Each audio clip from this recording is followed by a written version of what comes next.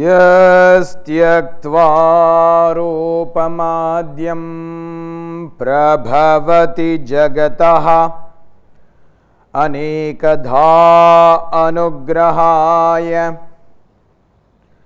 प्रक्षीणक्लेशराशिः विषमविषधरः अनेकवक्त्रसुभोगी सर्वज्ञानप्रसूतिः भुजगपरिकरः प्रीतये यस्य नित्यं देवो हीशः सवो व्यात् सितविमलतनुः योगदो योगयुक्तः योगेन चित्तस्य पदेन वाचां मलं शरीरस्य च वैद्यकेन योपाकरोत्तं प्रवरं मुनीनां पतञ्जलिं प्राञ्जलिरानतोऽस्मि। आबाहुपुरुषाकारं शङ्खचक्रासिधारिणं सहस्रशिरसं श्वेतं प्रणमामि पतञ्जलिं। श्रीमते अनन्ताय नागराजाय नमो नमः। पातञ्जलमहाभाष्य चरकप्रतिसंस्कृतैः मनोवाक्कायदोषाणां हर्त्रे अहिपतये नमः।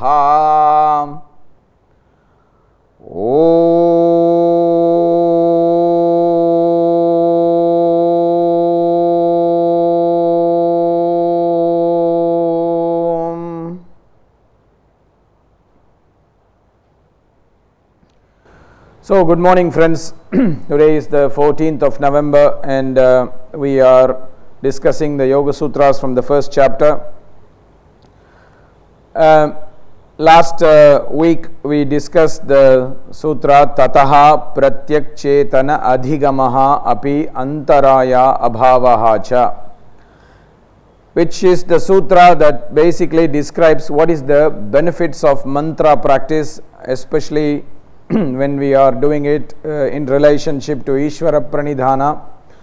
And we discussed how the two benefits are presented. One is that we discover ourselves, we find out who we are, and the other one is that our obstacles are essentially reduced.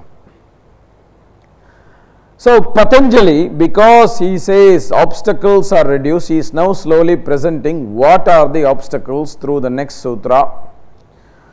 Vyadhi Sthana Samshaya Pramada Alasya Avirati Bhranti Darshana Alabdha Bhomikatva Anavasthitattvani Chitta Vikshepaha Te Antarayaha.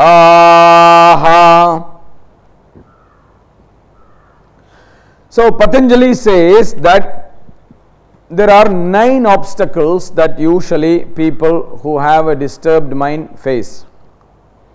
We will try to explore what are the 9 obstacles. Patanjali is listing them here.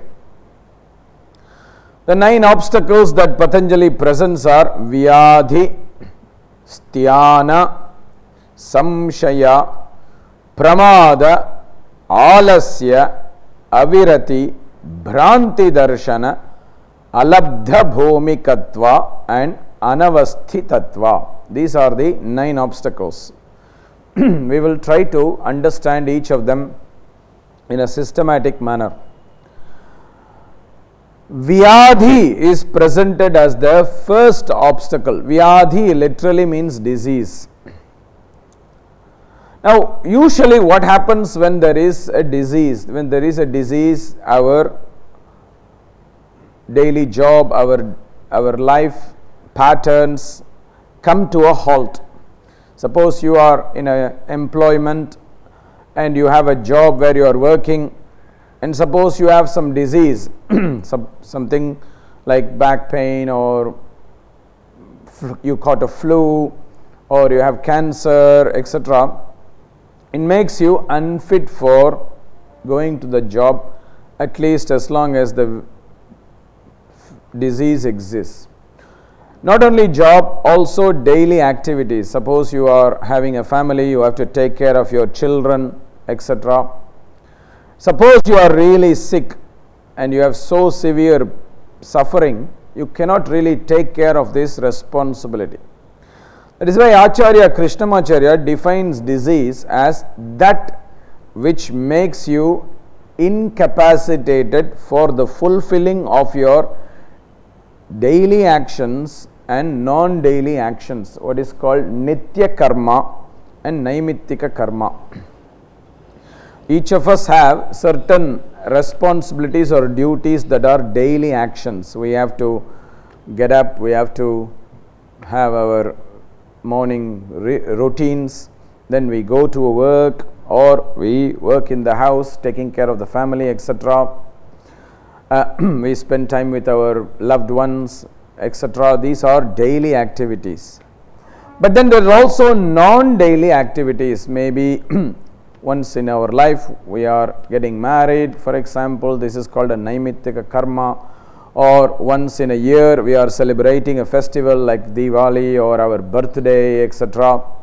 Or rituals for our ancestors, like the death anniversary of our ancestors, we are usually doing certain rituals to remember them. These are all what is called Naimittika Karmas. When you are sick on those days, you can't do those as well. If you are very, very sick on your birthday, even if you have a party, you cannot celebrate because you are not even able to get up from bed. So there is the Naimittika Karma can also be affected by disease. That's why Acharya Krishnamacharya defines disease as that which disturbs our usual routine of daily and non-daily actions. This is very important because otherwise we will be doing our actions anyway. Vyasa defines disease as what is called Dhatu Rasa Karana Vaishamyam. Dhatus are the support systems of our body. We have apparently 7 fundamental structures that support our body. Rasa, Rakta, Mamsa, Medhas, Asthi, Majja and Shukra. This is what is called Dhatus. These are the entities that are called Dhatus. What are the Dhatus? Rasa, the plasma in our system, the essence of our digested food. This is what is called Rasa. Rakta is blood. When there is blood in the body, which is healthy in circulation, in quantity, in health, then we are healthy. Mamsa, flesh. We have different muscles and other kinds of flesh in the body that gives us structure and mobility. Medas, we have fat in the body. Not just for fat people, supposedly we have fat in the body, which are the fluids also in the joints, etc. There are different kinds of fats between the layers of the skin, etc. that are lubricants for the body. That is what is called as Medas. Asthi, then there is the bones in the body which gives us the structure. That is what is called Asthi. Majja, what is within the bone, the marrow in the body. And then Shukra, the reproductive fluids in the body that is responsible for procreation. So Vyasa says obviously health is what is called the balance of these. Dhatu, Rasa, Karana, Vaishamyam. Dhatu Vaishamyam means a disturbance in the dhatus is disease. For example, if your blood supply is reduced, for example, you have a cut and you have lost a lot of blood, this is a disease. Or if there is some imbalance in the blood, which means either there is too much sugar in the blood or too little iron in the blood, etc., that is also a disease. Any kind of imbalance in the dhatus. Bones, when the bones are not in balance, that means, let's say, when the bone structure is very weak, diseases like osteoporosis, the bone porosity becomes, density becomes lighter, that is a disease. Medas, fat, when there is excess of fat, we have obesity. When there is deficiency of fat, we have underweight problems. So there must be balance of fat as well, etc. So every one of these dhatus, they need to be in a state of balance for disease. However, they are not in balance, that creates disease. When they are in balanced state, they are healthy. Our body is healthy. Similarly, there is rasa. Rasa in the second aspect is not just the rasa, the plasma, but also rasa means fluids. We have many different fluids in the body. We have our urine, we have the fluids in the ears, that is giving us balance. We have fluids in the eyes, that is creating the moisture in the eyes. We have fluids in the mouth, our saliva, etc. These are all the different rasas. There are different fluids in the body. There are also modern medicine is also presenting more fluids like the bile, the pancreatic fluids, etc. All these are the fluids in the body. When there is an imbalance in that, that is also a disease. Think about when there is no fluid in the ear, when there is getting reduced, you have problems with the ear. When there is less fluid in the eyes, like nowadays we are spending a lot of time in front of computers and we are staring at these screens, so we don't blink enough. The eyes become very dry and therefore we start to have pain in the eyes, etc. Or when the bile, the liver's fluids is either excess or under, that is also creating disease. All these imbalances in the fluid level in the body also creates problems. If you urinate too much is a problem. If you don't urinate, that's also a problem. So imbalance of any kind in the fluids of the body is also disease. Then comes what is called karana. Karana means our sensory faculties. And in this regard, the yoga and Ayurveda schools say that we have at least 11 kinds of senses. Normally we are used to understanding 5 senses: hearing, smelling, tasting, touching, and also seeing. All these are the 5 senses we have: Shabda, Sparsha, Rupa, Rasa, Gandha. Now if there is an imbalance in this, for example, if you cannot hear well, if your hearing is impaired, it's a problem. Or if you are too sensitive that you hear everything, or if you are so sensitive to sound that even soft voices can disturb you, that is also an imbalance. So imbalance is not only excess, it's also deficiency. Similarly, if your eyesight is affected, seeing is affected, you cannot see things, it's a little bit blurred when you see things, this is also considered an imbalance and therefore a disease. The same way smelling, if you cannot smell or if you smell too strongly, this is also a disease. The same way if you cannot feel anybody's touch because you are numb. A classic example is like stroke patients. They cannot feel if somebody is touching them. This is also a disease. So these are generally the 5 senses that can be in a state of imbalance. But Yoga and Ayurveda also says there are other kinds of senses. That is why that is called karana, faculties, through which we are acting as well. This is what is called the senses of action, karmendriyas. These are also 5 in number. We have vak, the ability or the capacity to speak. Suppose we cannot speak, that is dumbness. That's a disease.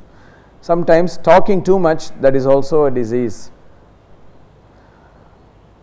Vak. Then comes pani, hands. Suppose you are not able to use the hands, one hand is too short or the other hand is too short, or one hand is longer, the other hand is longer, or there is pain in one hand, or pain in both hands. When the hands are affected, when there is an imbalance in the hand functioning, this is also a disease. Pada, the legs, the foot, this is responsible for our movement. If we cannot use the legs to move, there is pain in the legs, pain in the knees, pain in the foot. This is also a disease. Parshva, this is our reproductive organs, the genitals. If we cannot use them to reproduce, there is problems of infertility. That is an imbalance. That is also a disease. Or if we use it too much, this is another kind of disease called addictions. Then there is also payu, excretory organ, the organ of excretion.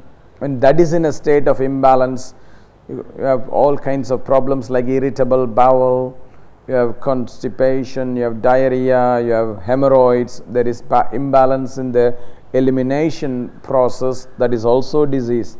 So these are what is called the 5 senses of action, karmendriyas. The yoga and Ayurveda also say there is a 11th sense, that is called mana indriya or chitta indriya. The mind is also considered a sense. When there is an imbalance in the mind or emotional status, suppose some things agitate you too much, or you are so emotionally and mentally numb that you don't appreciate anything, this is also a disease, manasika vyadhi. It's called mental diseases. In modern day we call it psychological illnesses. So disease as defined by Vyasa therefore is a state of imbalance of the fundamental structures in the body, the fluids in the body, as well as sensory faculties in the body. So this is one definition of disease. There is also another dimension of disease that is presented by Yoga and Ayurveda texts. They are saying that there are 3 kinds of diseases dependent on what is the origin of the illness or what is the cause of these illnesses. This is what is called as adhyatmika diseases, adhi bhautika diseases and adhi daivika diseases. Adhyatmika diseases are what we cause to ourselves. Suppose a person is smoking a lot of cigarettes and therefore gets cancer either in the lungs or in the mouth, etc. He is responsible for the disease, not somebody else, not the cigarette nor the cigarette companies. He doesn't have to buy it and smoke it. But if he has been smoking it for many years and therefore gets the disease, he is responsible for his own suffering. Those kinds of diseases are called adhyatmika diseases. There are many examples, not just physical diseases but also mental, emotional diseases can also be a consequence of our own decisions and our own choices. Everywhere where there is our responsibility for the creation of the disease, that is called adhyatmika diseases. Adhi bhautika are diseases that are caused by others or outside of us. This could be an animal, this could be a human, this could be some other living entity or dead entity, as Yoga Rahasya says. For example, you are walking on the streets and there is a mad dog that is there and it runs and it bites you. Now this is a disease, that suffering that you have been inflicted by another being that is not coming from you. It is coming from another being, that is called Adi Bhautika. As we all know, yesterday night there was an attack in Paris where some terrorists attacked some civilians. Now for the civilians, this is an Adi Bhautika disease because it is being created or caused by an outsider. They are not responsible. Poor people, they went to attend a concert. I don't think any one of them would have imagined that they were going to be attacked. They went for an enjoyment of a Friday evening concert because the weekend is coming. They would have gone. But somebody creates this suffering. For example, common theft. Somebody steals from your house, or somebody is stealing from you when you are walking on the streets. They grab your wallet and run away. This is also adi bhautika, because somebody else is causing this. Many kinds of trauma like abuse, when a child is abused by the parents or the school teacher or bullies, etc., would also come under adi bhautika, because somebody else is causing that suffering to that child. So this is the next category, that is called adi bhautika kind of illnesses. There is also a third category of illnesses, that is called adi daivika. Adi daivika illnesses are those illnesses that is caused by things which are not in our control. For example, we suffer recently from a lot of cyclones in Chennai area. We have had cyclones, and many people, when they were walking, their houses were destroyed because a tree fell down, or the wind blew so strong that some of the poor people's roofs got destroyed, and so they suffered from this. You cannot do anything about this because this is a natural force that is beyond our control. This is a daivika cause. Similarly, when there is a volcano, when there is lightning, etc., natural causes like earthquakes, famine, drought, where there is no rain for a lot of years, all these are considered as adi daivika, the causes that are beyond our control. We cannot really control these causes. So this is also another kind of disease that is creating obstacles for us. What is very important to understand is that there should be some clarity in differentiating the two. Sometimes it's not always that suffering that comes from an outsider is always adi bhautika. I talked to you about the example of a dog biting you. Now, if the dog bite is coming naturally because the dog is crazy and it bites you, and you are just an innocent person walking along, this is adi bhautika. But suppose there is a dog that is crazy, or that is not crazy but lying on the street. You take a stone and throw at it, and in response it bites you. That is adhyatmika, because you have initiated the action. You created some suffering, therefore you are receiving it. You attack the dog, therefore it attacks you as a consequence. The same way, if you are beating somebody and they punch you back even more stronger and break your tooth, this is not adi bhautika. You can't say, oh, he hit me, I lost my tooth. You initiated that action. You initiated that action, and therefore it is adhyatmika. Certain things are also negotiable in adi daivika as well. For example, in North India, and some years ago, there was a lot of landslides that created a lot of suffering for people. Now, a lot of us can negotiate and say, oh, this is natural causes, we are not responsible. But if the people were responsible for that in an indirect way by cutting all the trees on the hills, therefore not binding the soil strong enough, and therefore this has come, it is adhyatmika. As a society we suffer this suffering, not just nature. Because certain things in nature we disturb, and therefore we suffer naturally. It's not natural. It's not natural, and this is a problem. If we eat some food that is very natural, we are okay. But then we inject some food into the plants, we inject chemicals, and this creates a disease for us, then we cannot say, oh, it is so natural cause, we are not responsible for that. Sometimes when we are seeing the problem with our streets in the cyclone season, there are so many water logging, there is so much water stagnating in the streets. A lot of people in Chennai, they just complain saying, oh, our drainage system is horrible, that's why we are suffering from this.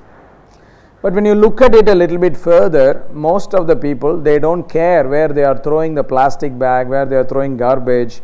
So all these goes and gets stuck in the drainage somewhere. It blocks the free flow of water and sanitation fluids in this drainage.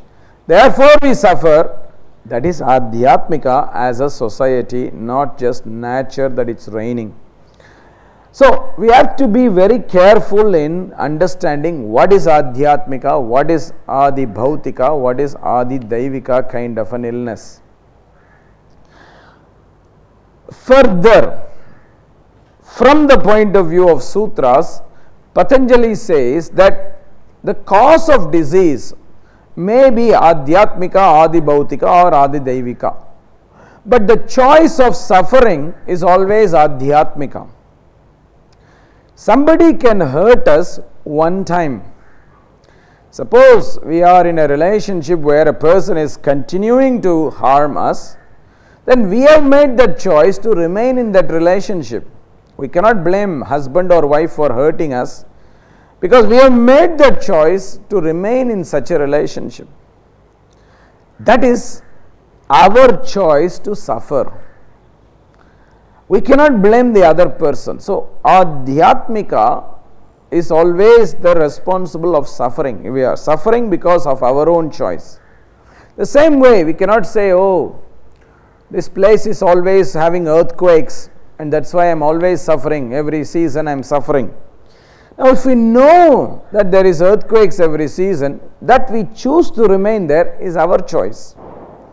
So we are not responding to the natural cycle of earth. Maybe the earth did not want us to stay there, but we anyway stay there. This is our choice.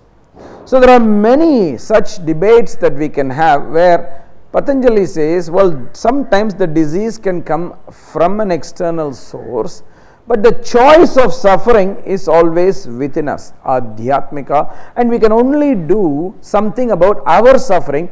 We cannot do something about somebody else. You cannot change nature so easily. We can change our response to nature. We cannot change other people. We cannot always expect other people to be nice, other animals to be nice. We cannot. We can change our responses to those people. That's why the choice of suffering is always ours, not somebody else. Sometimes family members hurt us, sometimes friends seem to hurt us, sometimes our teachers seem to hurt us, sometimes students seem to hurt us, sometimes neighbor seems to hurt us, sometimes animals seem to hurt us. It's not possible that we have a life free from hurt. Something or the other will hurt us. But our response to that hurt is our choice. Do we stay hurt and be a victim for the rest of our life? Or do we choose to take steps and come out of that suffering? The easier choice for most people is to remain in a hurtful situation rather than take steps and go forward, because that change requires some effort and energy, and most importantly, forgiveness. And also introspection of why is it that we are suffering. It's very easy to say somebody hurt me, but why is it hurting you? In the yoga philosophy say that nobody can hurt you unless there is something that is inside you that is hurting. There is the seed of that hurt inside you. So you have to reflect, taking responsibility for oneself, and therefore respond in the appropriate manner. So all these discussions are very important when we are looking at the case of Vyadhi. When it's a simple thing like fever or back pain, etc., that comes, it's easy to just relax and say, okay, it's nature that transmitted some disease, viral fever is going on in Chennai, mosquitoes came and bite me, etc., that's okay. But our response to that can be in our control, in our hands, and we can respond to it appropriately. Also, a very important thing that Patanjali says in the sutra is, these are obstacles for those with a mind that is weak. Chitta vikshepaha te antaraya. You may have disease, but it doesn't have to be an obstacle. You take great masters like Ramana Maharishi had cancer, but he continued to teach. That did not bother him. You take people like Acharya Krishnamacharya, in the later part of his life, he hurt his legs in his hips, and it affected some of his mobility, but it did not stop him from doing his dharma. You take Mother Teresa, she had a lot of heart problems, but it did not stop her from doing her dharma. And disease need not become an antaraya for everybody. That's why Patanjali says a disease is an antaraya for the one whose mind is weak. If we complain saying, oh, I have some fever, I cannot come to work, etc., Patanjali is telling us, reflect about it. Two things you can learn from that. One, are you saying that because you are really not capable of working, or you are just weak and you are letting that disease dominate you? Or is that disease a sign that maybe you have been working too much or doing other things which are not appropriate, therefore your body is making you sick, so that you can do some self-reflection on what is going wrong within your system. Disease can be an opportunity for growth. Suffering can be an opportunity for growth. It need not be the end of the road. It can be the beginning of a journey. So, this is what is the concept of Vyadhi. Vyadhi is a very strong concept, and we have to understand that Vyadhi is often affecting us. Then comes this concept called Sthana. Sthana is defined as mental stagnation. The mind is refusing to move forward. We are stuck with ideas, we are stuck with belief systems that may or may not be relevant now. We are not moving forward. For example, sometimes we are stuck with religious ideas or cultural ideas that are not relevant and appropriate in today's times. These were rules that were created many years ago when the society was functioning a little bit differently at this time. But we continue to follow that in today's time because we don't want to change. That is Sthana. Sthana is inability to accept change. People who have had trauma, they want to remain a victim for the rest of their life. That is mental stagnation. They don't want to take the step to move forward. They want to remain, oh, he hurt me, oh, I suffered, oh, I suffered, oh, I suffered. This is mental stagnation. We are not taking the efforts to move forward. This is what is called Sthyanam. This is very common in modern society. Very great number of people, we get stuck with some ideas. Mental stagnation need not only be historical. Mental stagnation also can be what we are used to from our environment, and we are unable to expect that another environment will function differently. Sometimes we have this east and west conflict.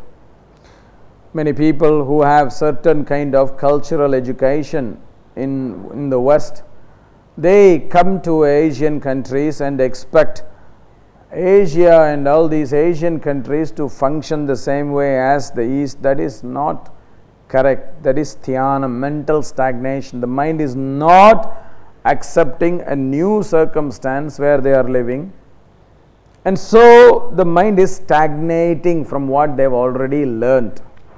It's the same with the reverse way. When sometimes Asians go to the West, sometimes they also get stagnated. They want everything to function the same way as it is functioning in their own country, which may or may not be possible because the context and the circumstances are different. This is also mental stagnation. A classic example, in many Western countries, people can have relationships with their partners without being married, whereas in India it is very strong, this concept of marriage, and the people are only allowed to have a relationship within the context of a marriage.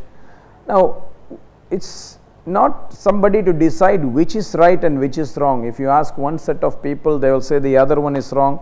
If you ask the other set of people, they will say this is wrong.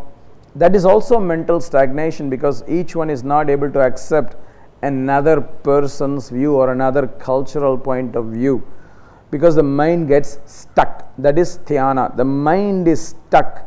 It is not able to flow. Mind meaning mind, mind's beliefs, mind's thought patterns, etc. is getting stuck, and it is not able to flow forward. There can be so many examples about this, and it need not only be within Asia or the West, etc. It could also be between systems.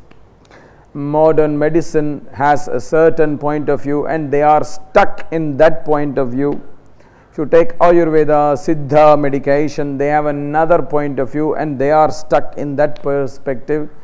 One is not able to accept the view of the other, and each one gets stuck, and there is no openness. The reason why this is an obstacle is because when you get stuck, you cannot move forward. See, imagine your legs get stuck in a quicksand or something. You are not able to go forward because you got stuck. The same way, when the mind gets stuck, you are not able to go forward. You are not able to move on. You are not able to open yourself to other possibilities that may or may not be valid. That may be valid. Given a chance, it's possible that in many circumstances it could work. But we do not do that because we are finding security within what we have learned, what we are comfortable with. And this is what is the concept of dhyana, to get stuck in this relationship, in this context. So this is what is called as mental stagnation, dhyana. Then the next obstacle that Patanjali is presenting is what is called pramada. Pramada means to be in a hurry. What does it mean? It means we act before we have made some reflection. What my father always used to say, we are reacting in many circumstances where we actually need to respond. Response is thoughtful. Response comes after some reflection, whereas we don't do that. We don't respond to a situation, we react to a situation. That reaction is an obstacle, because when you act without thinking, surely you have the tendency to make some mistakes. And when you are acting without reflection, it's not coming from a deep place in your heart, it's coming usually from a sensual place, it's coming from the ego. And that's why we suffer, and that's why we are not able to move forward, because it becomes an antaraya, it becomes an obstacle. So we really need to very strongly establish deep within ourselves a sense of reflection before action.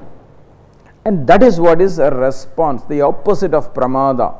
Pramada is haste, to be in a hurry.